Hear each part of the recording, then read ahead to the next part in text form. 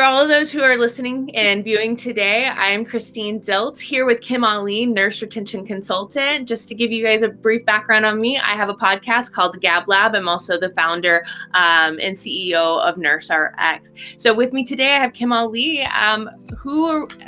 Tell us who you are. Well, first, Christine, thank you so much for having me on your podcast, and hello to the audience.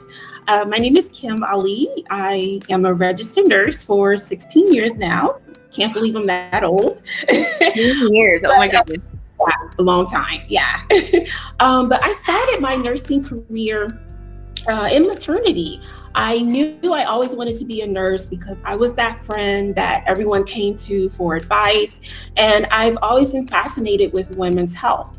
And so I did maternity nursing for about maybe 7 years and got burned out and left the bedside.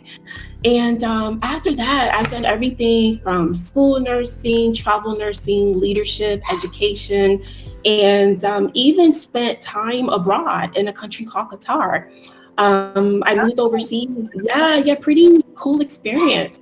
I moved overseas to start a women and children's hospital. So I was responsible for the activation. And now I have my own business.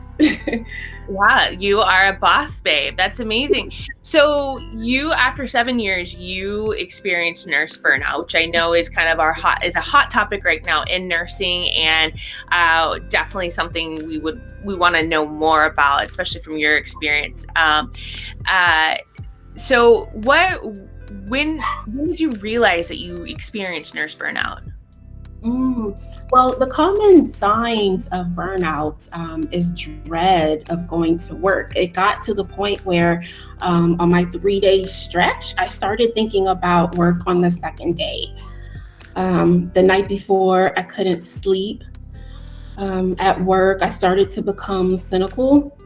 And activities that brought me joy and pleasure, I was no longer interested anymore. And that's when I knew I needed to make a change.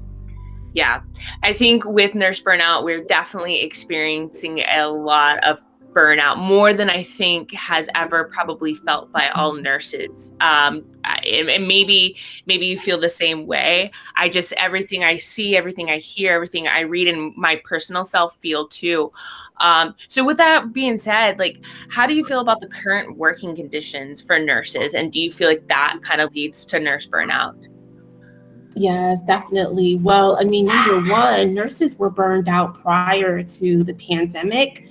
Now it's transitioned from burnout to PTSD. And it's almost like a combat situation. You know, nurses have to armor up every day and go to the hospital and fight the war against COVID. And it's starting to take a toll on them mentally, emotionally, and physically.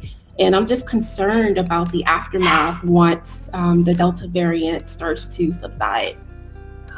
I'm curious, what are your thoughts on what do you see happening in the next 6-10 months? I'm curious to know what your thoughts are and what that would look like. In terms of nursing, honestly, I'm concerned because the nurses, baby boomer nurses, they are turning in their resignation and retiring earlier than expected. You have the group of nurses that need to work, are getting burned out and looking for other alternatives. For example, I met a nurse the other day. She's teaching to children in China. Oh yeah, on the online thing, just as something else. Yeah, I heard about that. Right. Yeah, a lot of nurses are just taking odd jobs just to make ends meet, just to get away from the bedside. Yeah. Well, I know from my experience too, as the founder of NurseRx, working with travel nurses, travel nursing has increased substantially. I think I read somewhere 74% in the last year and a half, which is huge. So I feel like that's kind of taking a route too, but that doesn't help with burnout. So what do you think can be done to help the working conditions? Because I guess also too, let us know what your experience is as what the working conditions are that you've seen or heard. Yeah. Yeah, the working conditions are pretty much inhumane. Nurses are going 12, 13, 14 hours a shift without bathroom breaks, breaks to refuel. Your basic physiological needs are not being met. And not only that, but having to watch patients die all over again.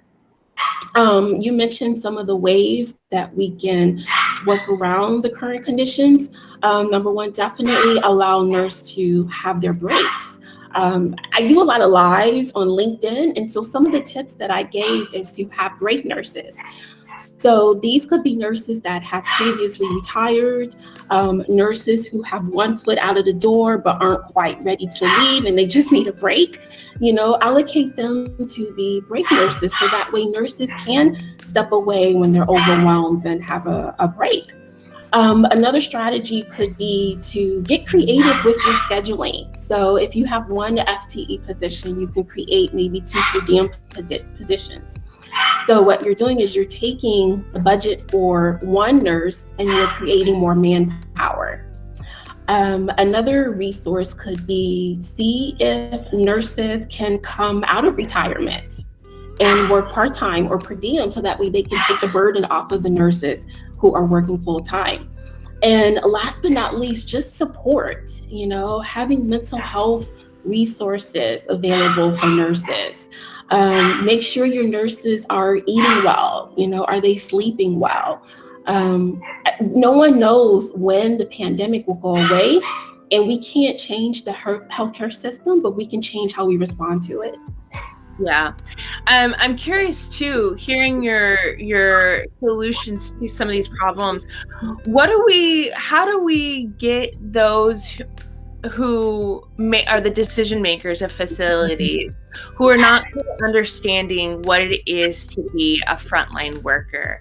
I know me personally, I've been kind of insulted by some of the pizza parties that are thrown at us, or some of the incentives to work. And what would you say, or how do we even combat that issue, because it's clearly a misunderstanding of what it is that we need?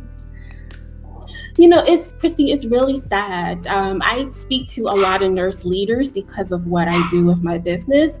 And a lot of the feedback that I'm getting is that, I want to help and support my nurses, but I'm not getting the support that I need from my leadership. And unfortunately, if you aren't in the situation, you're removed from it and you don't care. All you care about is the bottom line. And unfortunately, I think once, the CEOs or C-suite executives start to see the financial implications of what is happening, then I think we will start to see change. Yeah. Hopefully we can see change sooner, Yeah. rather than later, before it's too late. Yeah, because I just, and maybe you agree, but what I see happening is potentially we're going to have facilities full of new grads who don't have the support of experienced nurses, who are so overwhelmed because they don't have the experience nor the support.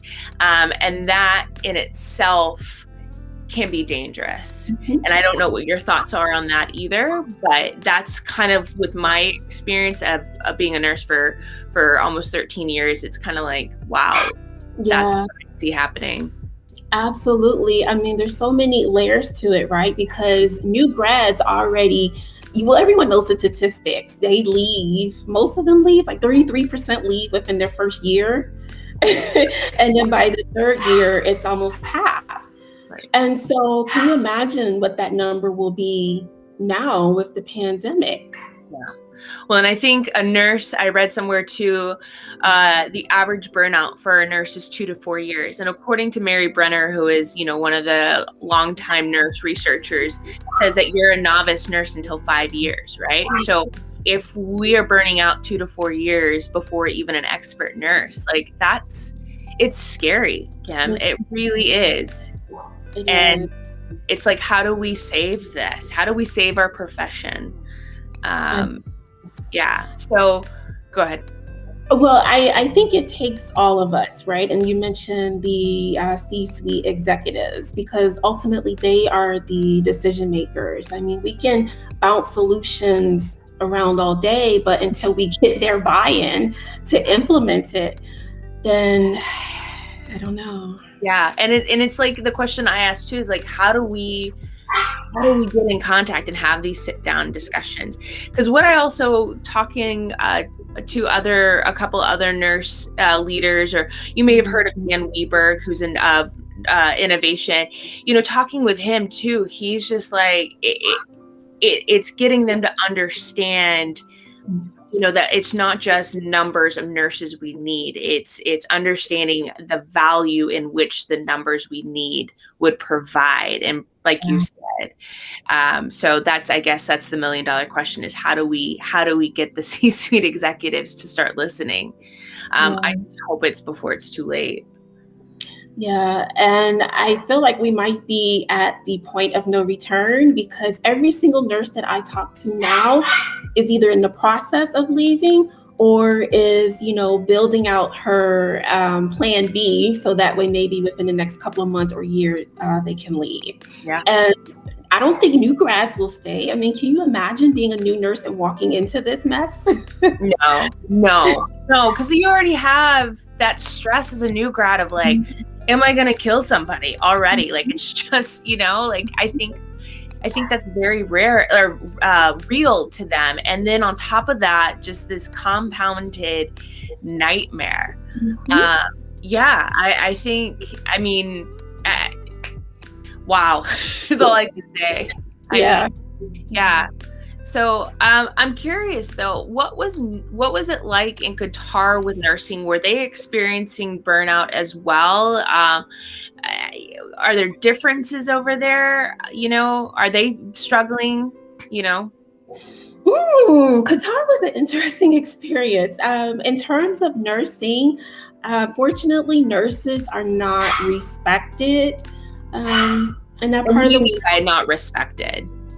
nurses are viewed as maids. Come clean my bedpan or come clean my floor. Yeah. Okay. Even the scope of practice is limited.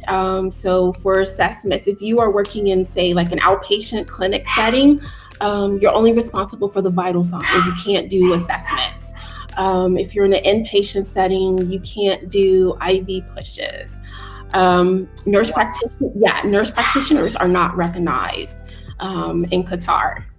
So who does like IV inserts? Who does that? Doctors? The physician. So the physicians, and how are they able to do their own?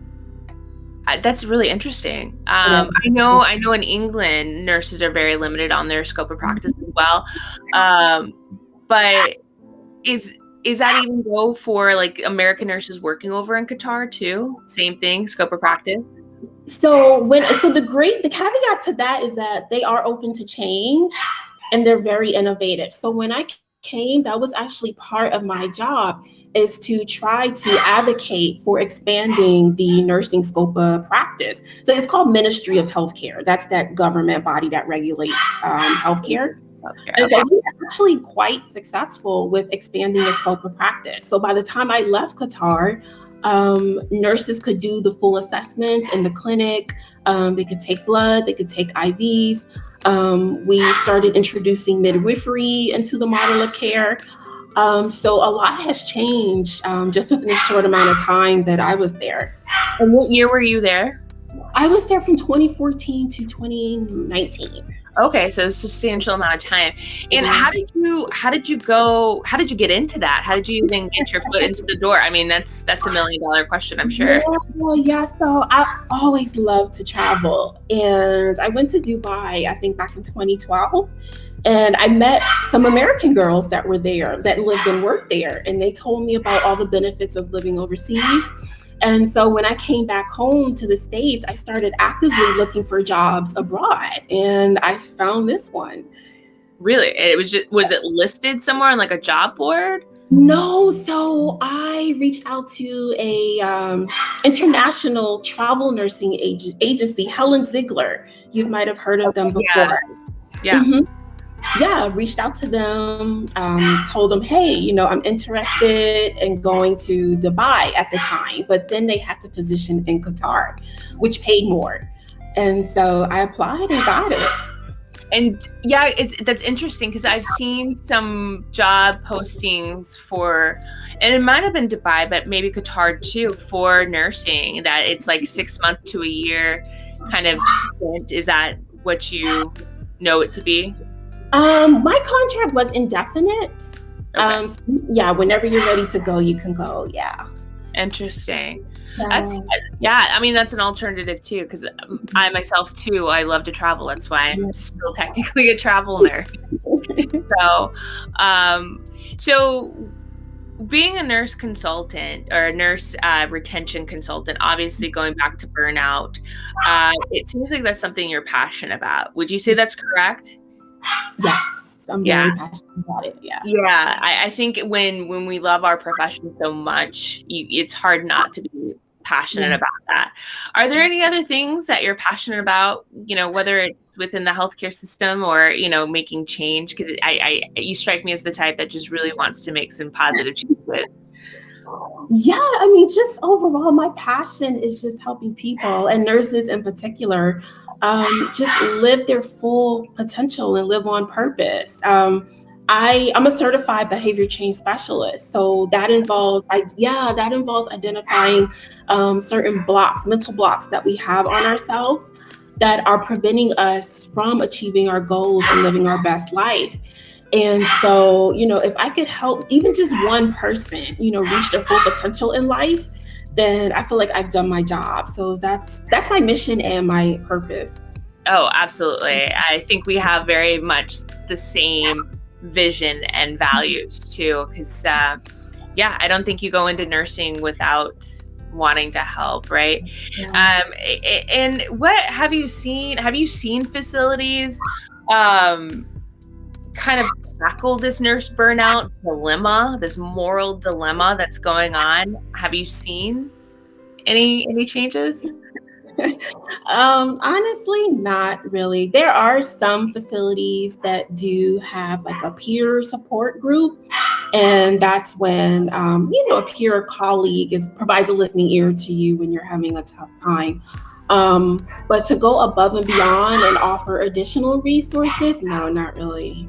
Yeah, and that's kind of where I'm at too. Is like, how do we get more people involved? I know I had an interview with UCLA for a per diem position, and that was one of my questions to them: is how are you guys dealing with nurse burnout?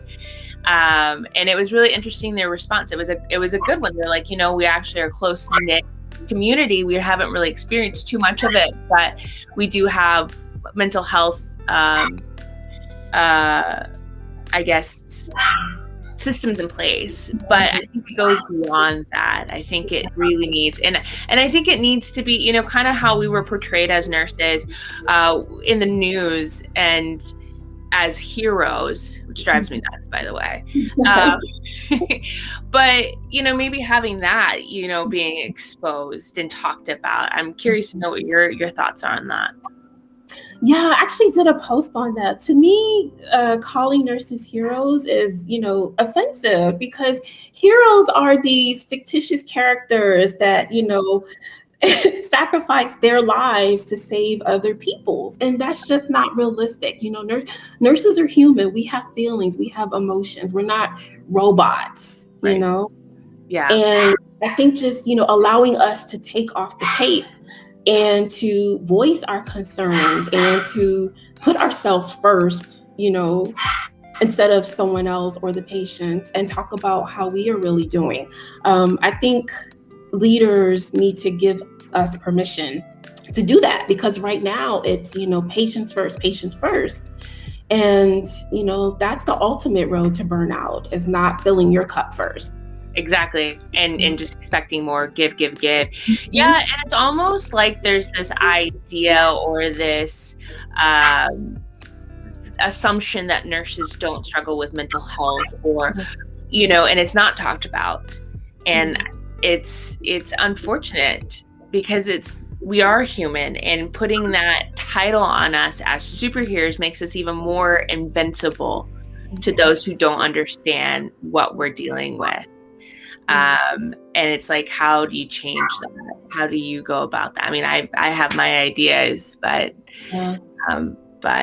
so I want to ask you about what, Kym Ali consulting firm does, and how you are providing back or giving back and teaching leaders how to manage burnt out workforce. Sure, absolutely. So the services that I offer is mental health coaching, resilience training, wellness programming, and also diversity, equity, and inclusion, and emotional intelligence. And so each facility has their own needs, right? It's not a cookie cutter programming. It's customized programming based on the facility and nurses' needs. And so there's several options. I can do workshops. I can come in and do an organizational audit and make recommendations. If you don't have a team in place to implement the recommendations, then I can come in and do the implementation for you as well. Wow. So do you work only with nurse leaders, or do you work with the actual staff of a unit? I work with the staff of the nurses, but unfortunately, like you said, the nurse leaders are the gatekeepers. It's 3:00. So I have to go through them so they can approve the services. Yeah. Gotcha. I know there's always those things. So do you, but you don't work individual outside of like a facility with nurses on a one-on-one basis? It's funny you're asking me that, because right now, because of the surge, Delta surge, it's very difficult to get a hold of nurse leaders now. And so I'm actually thinking about doing B2C, which is business to client model, and working one-to-one with nurses. Yeah. And I know myself as a nurse too would be very interested in knowing that there's other people out there that, could help with that. Especially I think for nurses who are like, I'm at my wit's end, I'm done. That's good to know. That is interesting that it's really hard to get a hold of nurse leaders right now. I was getting a lot of traction in between this gap, but since the surge, I've noticed a significant difference. I wonder if because they're busy having to work the floor, because so many hit the road and they're like, oh, yeah. And as a nursepreneur, as I like to coin the term, nurse entrepreneur, how has that been? Like, what has that been like for you? What is it like for you? Christine, this is a beast. This is the hardest thing I've ever done. Yeah. It's challenging because they don't teach us entrepreneurship in nursing school. Just having to learn everything on my own, how to network, marketing, content, business models, financing. It's been a lot. It is. Yeah, I 100% can relate. And even just like negotiating and knowing your value as a nurse too. I think that's something I've learned more so being a nursepreneur. But what made you want to be a consultant? Was it just like you wanted to get out of nursing, or were you just like, I want to help people? Yeah, so gosh, I always tell people my business found me. I was not looking to start a business. About almost 2 years ago, I had multiple traumatic events happen to me. And as nurses, denial, I'm fine, I can take care of myself. And eventually it started affecting my health, to the point one day when I was lying in bed and it felt like I was having a heart attack. Oh, the pain was excruciating. I thought I was going to die. And I started researching, how I knew what was going on in my life. And I started researching how to heal from trauma. And that's when I became a behavior change specialist. And I'm also a mental health first aid responder. And within weeks, I started seeing a shift in my life, all because of my mindset. I was able to reframe what was happening around me. And my friends started noticing a shift, and I started helping them, and they started getting results. And then I started doing clients, one-to-one clients. And then a couple of people requested that I come on board to healthcare organizations. And so that's how I started my business. So Wow. it was through unfortunate events that led to this. It's amazing how that can happen, or how, you know, how one can just, something so tragic can spur such positive outcomes. And then as a consultant, it's kind of hard to do in person now with the COVID. I don't feel like we've really ever got out of this COVID nightmare that we're still all existing. So do you do in person? Do you do virtual? How can you do this anywhere? Yeah, so the great thing about nurse consulting is that it's not, well, depending on your niche, I guess, but it's not hands-on patient care. So what you're doing is you're leveraging your degrees, your education, your experience to make recommendations to facilities. Because let's be honest, like we do this every day on the unit, right? How many times do we make suggestions to our managers, or are we precepting someone, or, making the S-bar to doctors? That's using your clinical knowledge and expertise to, solve a problem. And so with consulting, you make recommendations and it's up to the organization to implement it. As of right now, I have not done in-person consulting, but I'm open to it. Yes. Gotcha. No, I think being able to have both platforms is probably extremely beneficial. And you're right. We as nurses definitely bring something huge to the table with our assessment skills and our communication skills, and being able to hopefully fix this. I love playing. It's not even a game, but I love asking people that I have conversation with or interview is, if you could tell your younger self something positive or different, what would it be? Gosh, if I could tell my younger self, buy Amazon stock. No, I'm just kidding. No, Right? then I wouldn't be a nurse. No. But honestly, trust your instincts. People, if you are a new nurse, people may make you feel incompetent or inferior, but you are where you are supposed to be. We all started out as a novice. And it's up to you to trust yourself and to be confident and to try new things, and don't be afraid of failure. We all make mistakes in nursing, but that's how you learn. And when you look back on yourself 10, 15 years from now, you'll be so proud of where you end up. Yeah, for sure. That's actually really great. I can totally relate to that. Just keep trucking.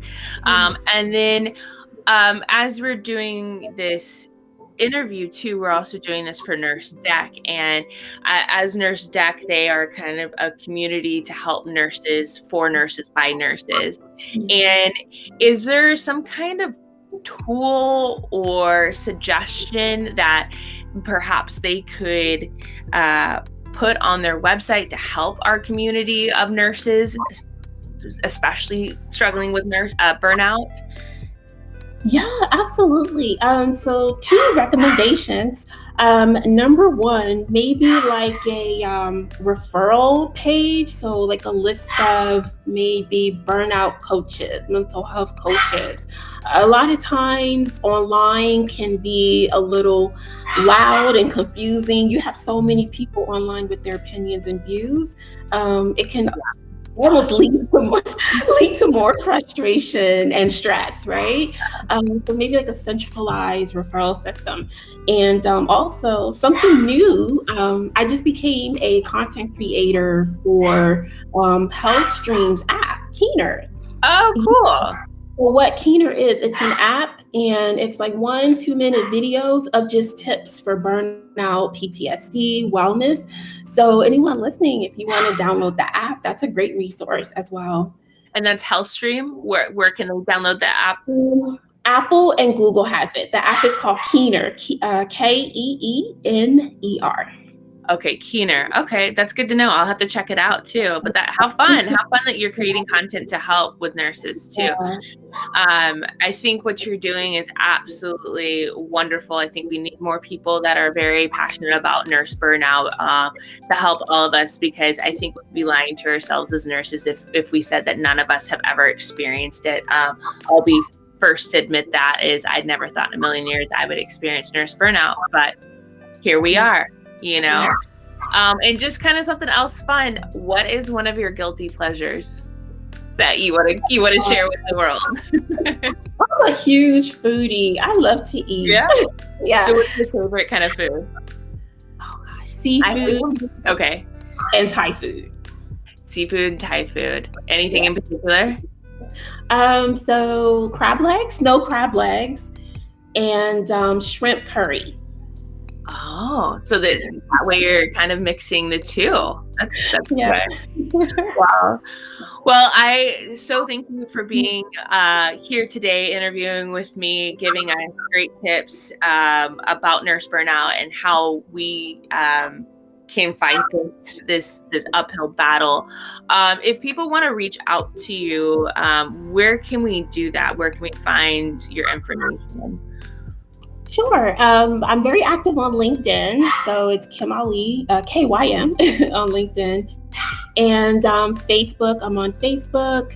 And you can email me at info@KymAli. Okay. And I'll make sure that we have that kind of listed up somewhere too, so people can have that. Is there anything else that you want to share with us today that, we may not have touched on, or that you feel is very important for, the World Wide Web to know?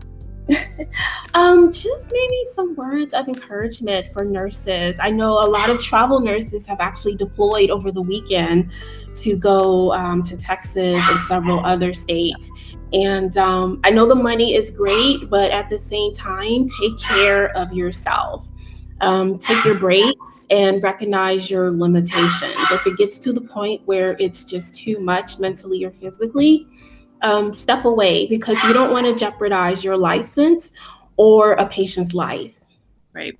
That couldn't ring truer or be more beneficial to hear, for sure. So, well, thank you so much, Kym. Really appreciate your time today. And we look forward to seeing what's next from you. Thank you so much, Christine. It's been a pleasure. You're welcome, Kym. Have a good day. You too. Bye. Bye-bye.